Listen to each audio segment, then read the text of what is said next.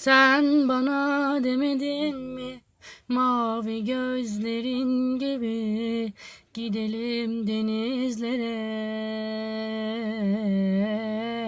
Sen beni sevmedin mi, aşkımızın külleri yakamaz mı bizi yine?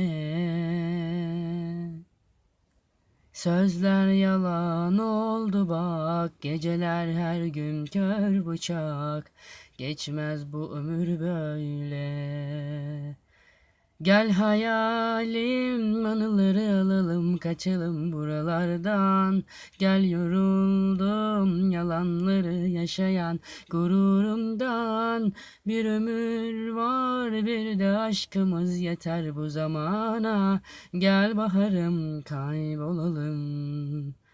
Gel baharım kaybolalım.